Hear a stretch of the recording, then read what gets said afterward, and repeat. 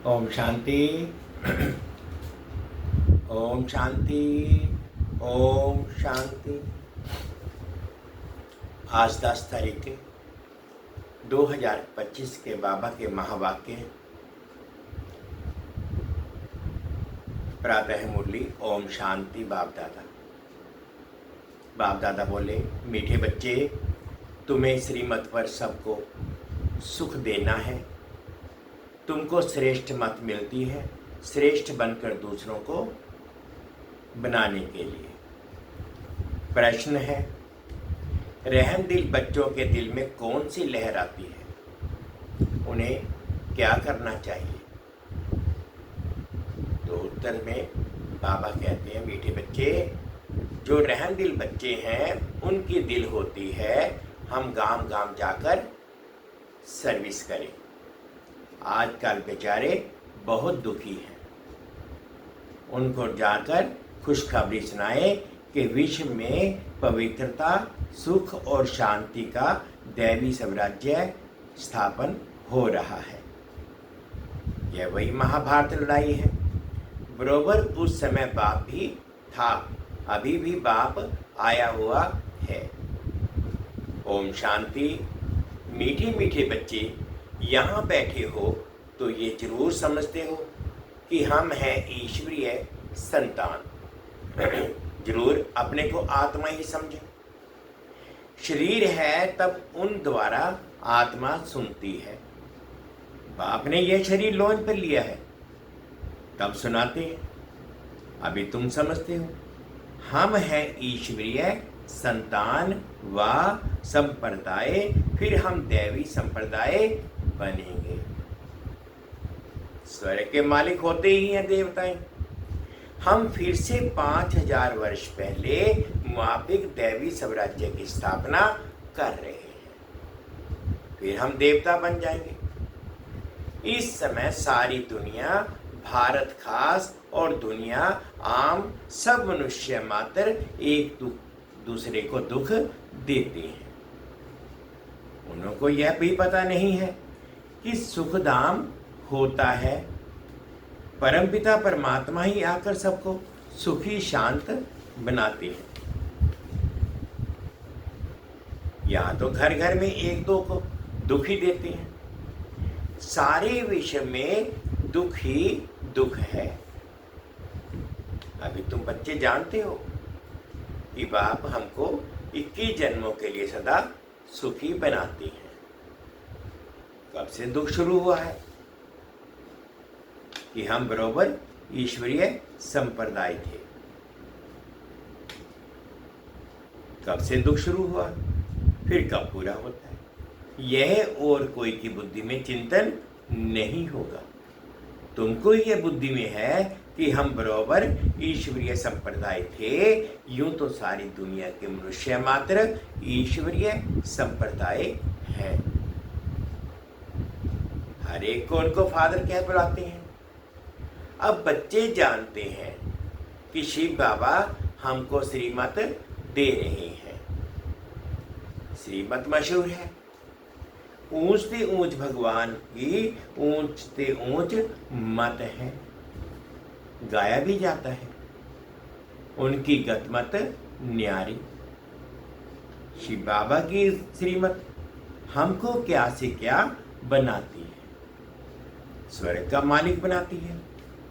और जो भी मनुष्य मात्र हैं वह तो नरक का मालिक ही बनाती है। अभी तुम हो संगम पर, ये तो निश्चय है ना। निश्चय बुद्धि ही यहाँ आते हैं और समझते हैं कि बाबा हमको फिर से सुखधाम का मालिक बनाते हैं। हम ही 100% पवित्र गृहस्थ मार्ग वाले थे। ये स्मृति आई है। 84 जन्मों का भी हिसाब है ना। कौन कौन कितने जन्म लेते हैं। जो धर्म बाद में आते हैं उन्हों के जन्म भी थोड़े होते हैं। तो बच्चों को अब ये निश्चय रखना है, हम ईश्वरीय औलाद हैं। हमको श्रेष्ठ मत मिलती है सबको श्रेष्ठ बनाने के लिए। हमारा वही बाबा हमको राजयोग सिखलाता है। मनुष्य समझते हैं कि वे शास्त्र आदि सब भगवान से मिलने के रास्ते हैं, और भगवान कहते हैं इनसे कोई भी मेरे साथ मिलता नहीं, मैं ही आता हूँ। तब तो मेरी गिनती भी बनाती है, परंतु कब और किसके शरीर में आता हूँ ये कोई नहीं जानते सिवाय तुम ब्राह्मणों के।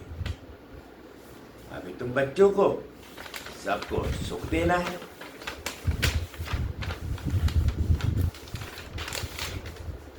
दुनिया में सब एक दो को दुख देते हैं।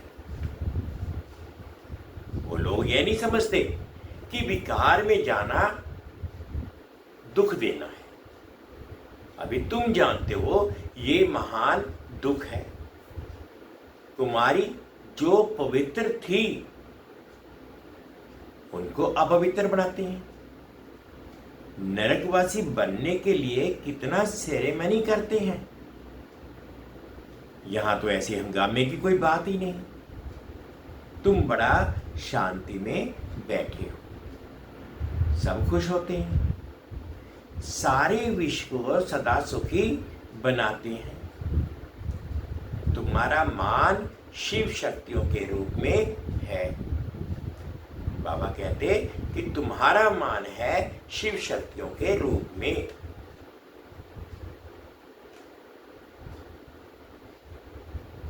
तुम्हारे आगे लक्ष्मी नारायण का तो कुछ भी मान नहीं, शिव शक्तियों का ही नाम पाला है। क्योंकि जैसे बाप ने सर्विस की है, सबको पवित्र बनाकर सदा सुखी बनाया है, ऐसे तुम भी बाप के मददगार बने हो। इसलिए तुम शक्तियां भारत माताओं की महिमा है। ये लक्ष्मी नारायण तो राजा रानी और प्रजा सब स्वर्गवासी हैं।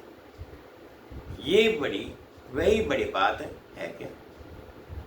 जैसे वह स्वर्गवासी हैं, वैसे यहाँ के राजा रानी सब नरकवासी हैं। ऐसे नरकवासियों को स्वर्गवासी तुम बनाते हो। मनुष्य तो कुछ भी नहीं जानते हैं, बिल्कुल ही तुच्छ बुद्धि है। क्या क्या करते रहते हैं, कितनी लड़ाइयाँ आती हैं, हर बात में दुखी ही दुखी है। सतयुग में हर हालत में सुख ही सुख है। अभी सबको सुख देने के लिए ही बाबा श्रेष्ठ मत देते हैं, गाते भी हैं श्रीमत भगवानुवाच। श्रीमत मनुष्यवाच नहीं है, भगवानुवाच है।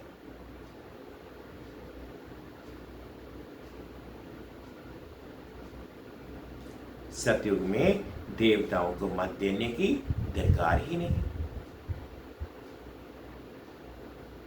यहां तुमको श्रीमत मिलती है, बाप के साथ तुम भी गाए जाते हो शिव शक्तियां। अभी फिर से वह पाठ प्रैक्टिकल में बज रहा है। अब बाप कहते हैं तुम बच्चों को मनसा वाचा कर्मणा सबको सुख देना है, सबको सुख का रास्ता बताना है। तुम्हारा धंधा ही यही हुआ। शरीर निर्वाह अर्थ पुरुषों को धंधा भी करना होता है।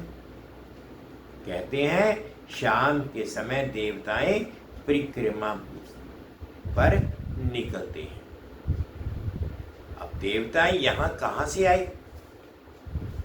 परंतु इस समय को शुद्ध कहते हैं। इस टाइम पर सबको फुर्सत भी मिलती है। तुम बच्चों को चलते फिरते उठते बैठते याद करना है। बस कोई देहधारी की चाकरी आदि नहीं करनी है। बाप का तो गायन है, द्रौपदी के पांव दबाए।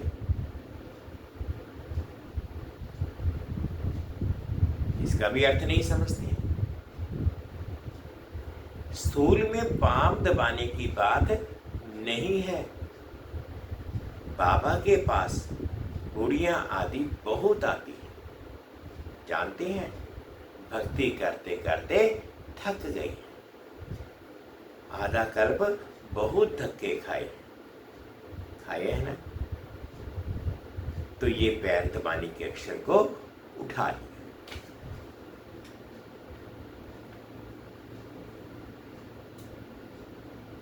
बाबा कहते हैं कि बाप का तो गायन है द्रौपदी के पांव दबाए, पर इसका अर्थ नहीं समझते। बाबा कहते हैं भक्ति करते करते 63 जन्म तुम थक गए हो, तो बाप आए हैं तुम्हें थके हुए को पांव दबाने।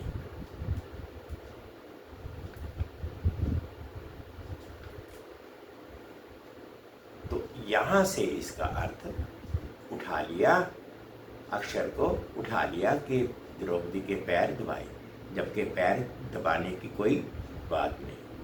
अब श्री कृष्ण पांव कैसे दबाएंगे? शोभेगा? तुम श्री कृष्ण को पांव दबाने दोगी? श्री कृष्ण को देखते ही उनको चटक पड़ेंगे। उनमें तो बहुत चमत्कार रहता है। श्री कृष्ण के सिवाय और कोई बात बुद्धि में बैठती ही नहीं।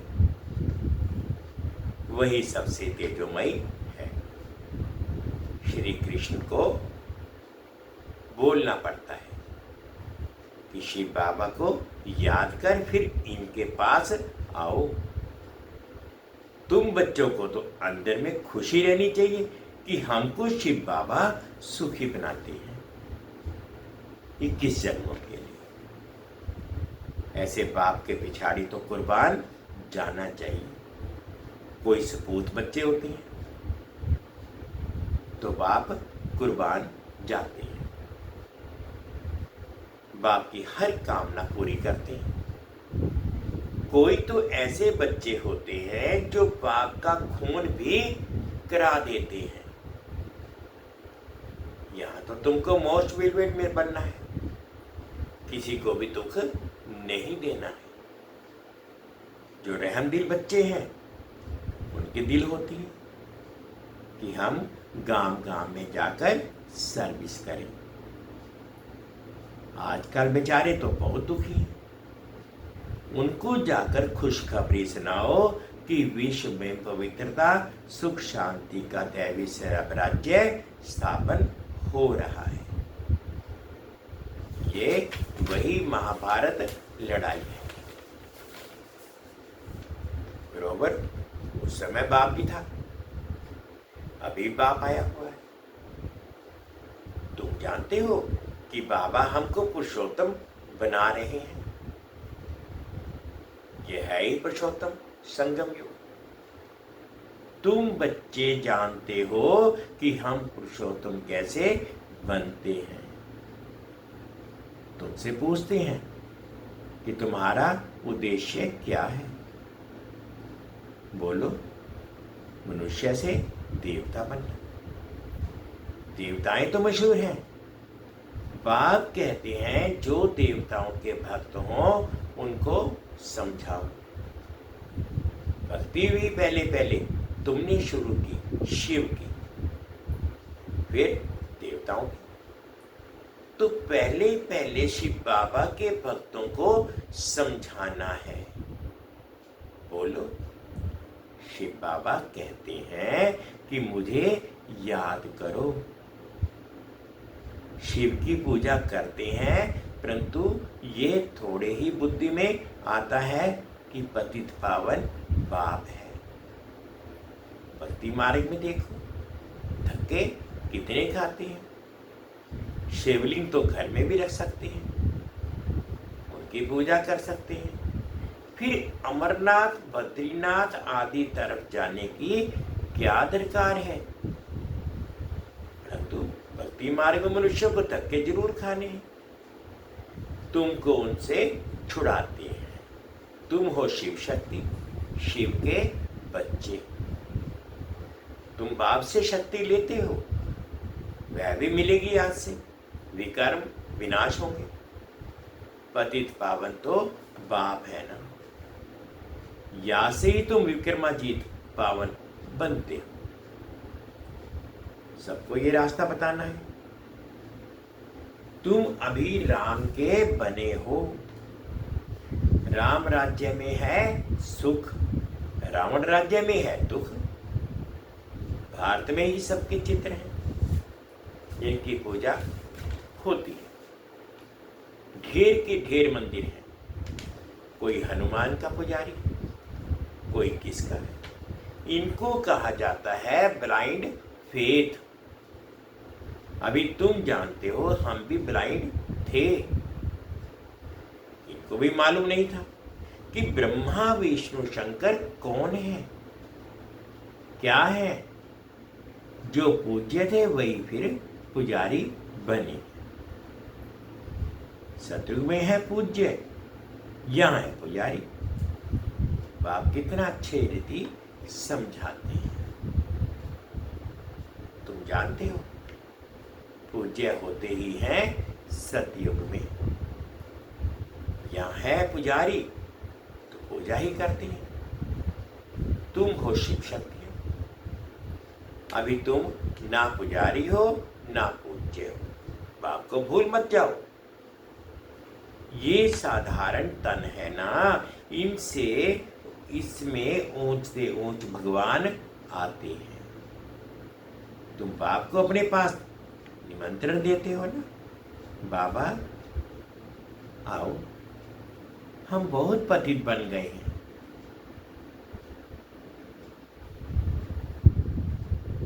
पुरानी पतित दुनिया, पति शरीर में आकर हमको पावन बनाओ।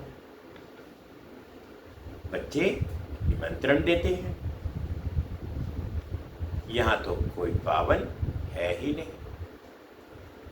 जरूर सभी पतितों को पावन बनाकर ले जाएंगे ना, तो सबको शरीर छोड़ना पड़ेगा।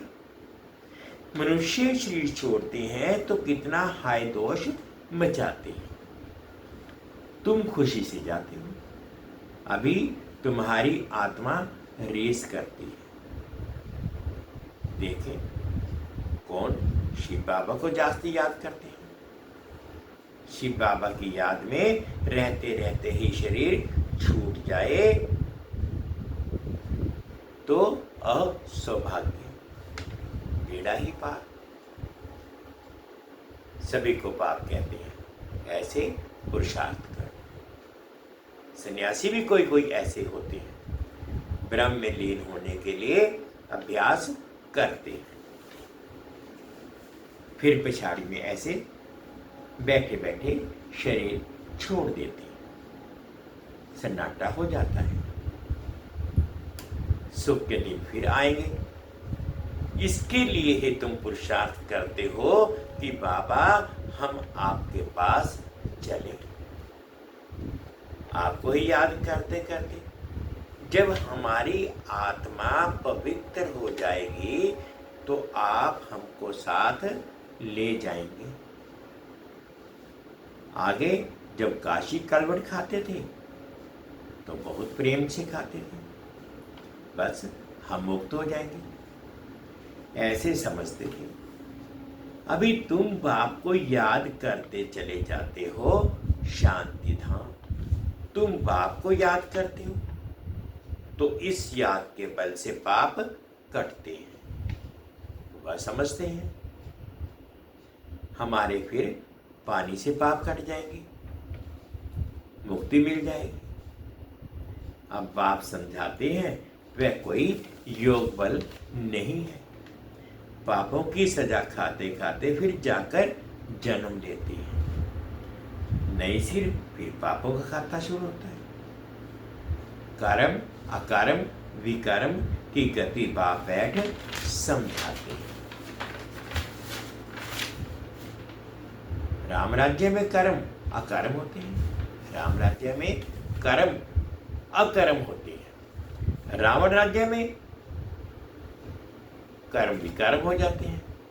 राम राज्य, बाबा कहते हैं कि राम राज्य में कर्म अकर्म हो जाते हैं, लेकिन रावण राज्य में कर्म विकर्म बन जाते हैं। वहाँ कोई विकार आदि होता ही नहीं। मीठे मीठे फूल बच्चे जानते हैं कि बाबा हमको सब युक्तियाँ, सब राज समझाते हैं। मुख्य बात ये है कि बाप को याद करो। पतित पावन बाप तुम्हारे सामने बैठे हैं, कितना निर्वाण है, कोई अहंकार नहीं, बिल्कुल साधारण चलते रहते हैं। बाप दादा दोनों ही बच्चों के सर्वेंट हैं। तुम्हारे 2 सर्वेंट हैं, ऊंचते ऊंच शिव बाबा, फिर प्रजापिता ब्रह्मा। वो लोग त्रिमूर्ति ब्रह्मा कह देते हैं, अर्थ थोड़े ही जानते हैं। त्रिमूर्ति ब्रह्मा क्या करते हैं कुछ भी पता नहीं। अच्छा, मीठे मीठे से खिलते बच्चों प्रति माता पिता बाप दादा का याद प्यार और गुड मॉर्निंग। रूहानी बाप की रूहानी बच्चों को नमस्ते। हम रूहानी बच्चों की रूहानी माता पिता बाप दादा जी को याद प्यार, गुड मॉर्निंग और प्यार भरी नमस्ते जी। ओम शांति, ओम शांति। शुक्रिया बाबा, शुक्रिया। धारणा के लिए मुख्य सार में फर्स्ट पॉइंट में बाबा क्या कहते हैं? बाबा कहते सदा ये निश्चय रहे कि हम ईश्वरीय औलाद हैं, हमें श्रेष्ठ मत पर चलना है, किसी को भी दुख नहीं देना है, सबको सुख का रास्ता बताना है। सेकंड पॉइंट बाबा कहते हैं स्पूत बच्चापन बाप पर कुर्बान जाना है, बाप की हर कामना पूरी करनी है। जैसे बाप दादा निर्माण और निरहंकारी हैं, ऐसे बाप समान बनना है। आज बाबा ने मीठा मीठा वरदान दिया, अनुभव करेंगे। स्व उन्नति द्वारा सेवा में उन्नति करने वाले सच्चे सेवाधारी भव। स्व उन्नति द्वारा सेवा में उन्नति करने वाले सच्चे सेवाधारी भव। स्व उन्नति सेवा की उन्नति का विशेष आधार है। स्व उन्नति कम है तो सेवा भी कम है।